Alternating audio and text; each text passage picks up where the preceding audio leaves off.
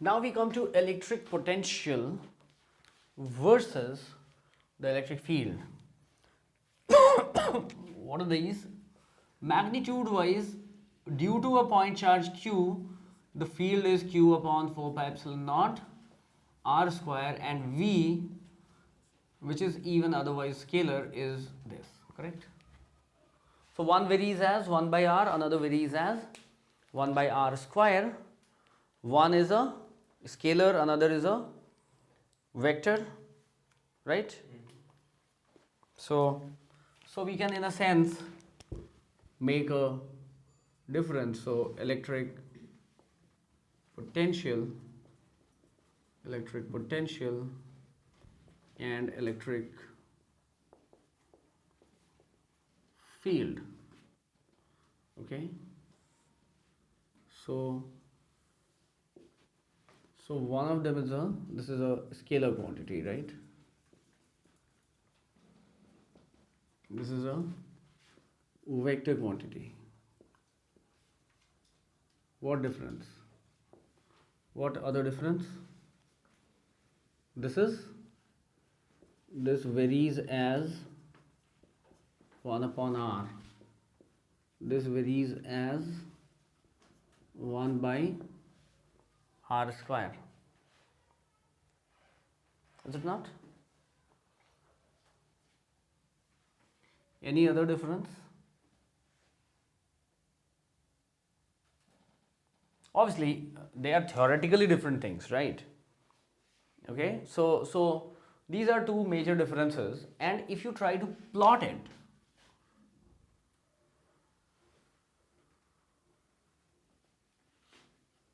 if you try to plot it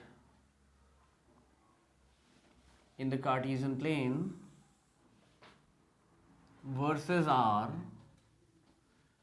then what happens when r is equal to 1, their value is the same. Do we see that? So when r is equal to 1, this is r, this is E or V. So at r equal to 1, they have the same value. Or let us say r is equal to 1 is here. Here the value is this. So or the value is this. So at r equal to 1,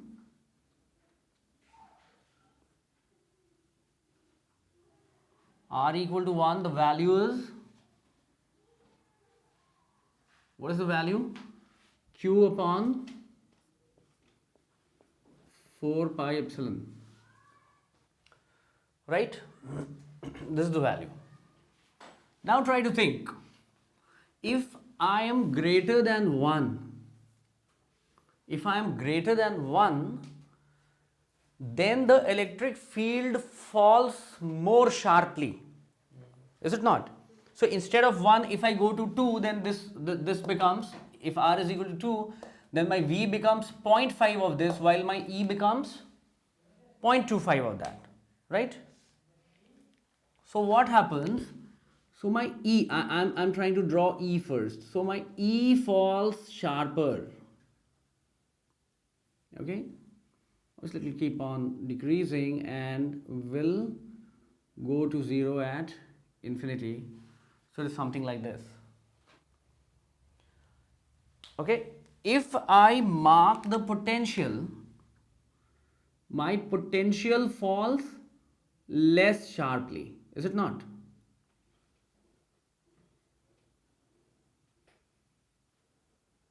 So the potential will be something like this. The red one is the potential. Electric potential is drawn in the red, and electric field is drawn in the green. Now what happens? As my r becomes less than 1, let us say 0.5, then this becomes 0.5 squared, so this is 0.25, and 1 upon 0.25 is 4, while this is only 2, 1 upon 0.5, no? At r is equal to 0.5, this is 4 times this, while this is only twice. So what happens? For values of r less than this, the electric field will be above this, right? So it will be above this, while my potential will go below this, right?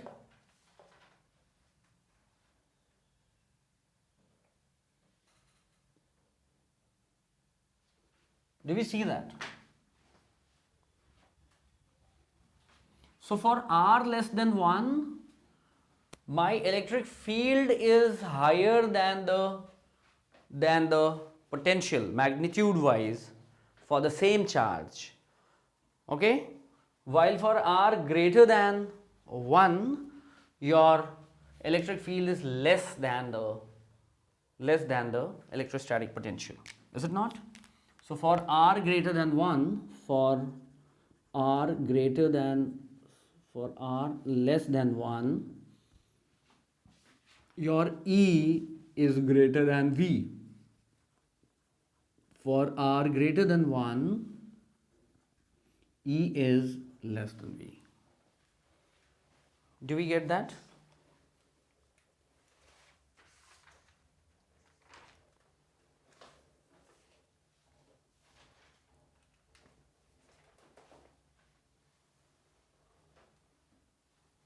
Okay.